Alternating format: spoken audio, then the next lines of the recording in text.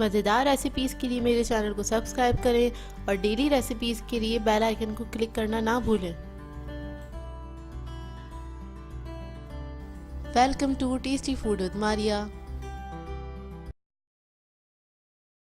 अस्सलाम वालेकुम व्यूअर्स, आज मैं आप लोगों के लिए बहुत ही झटपट सी रेसिपी लेकर आई हूँ जो कि है गार्लिक राइस।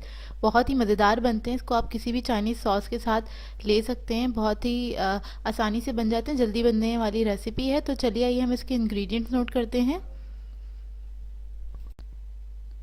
राइस लिए मैंने 350 ग्राम, 1.5 पाव चावल लेके उनको बॉईल कर लिया था नमक डाल के। ग्रीन अनियन है हमारे पास हाफ कप। ये ग्रीन गार्लिक है हमारे पास, और ये मैंने आधा कप लिया, इसे काट लिया था। ये मैंने आपको दिखाने के लिए रखी है। ये इस तरह से आपको मिल जाता है आराम से मार्केट से, आजकल बहुत इजीली मिल रहा है। 4 टेबलस्पून ऑयल लिया है मैंने। 2 टेबलस्पून सोया सॉस लिया है।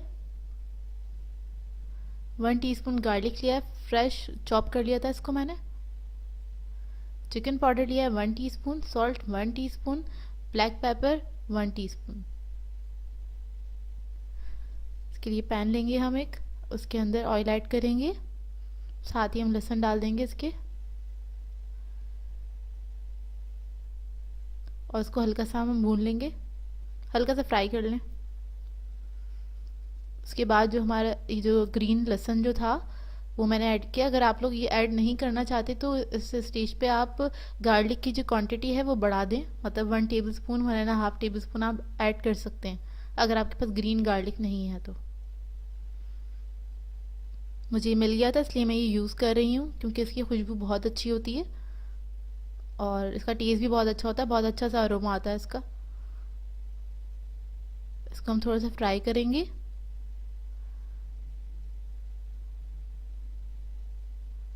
फ्राई करने के बाद हम इसके अंदर ये ग्रीन अनियन ऐड कर देंगे।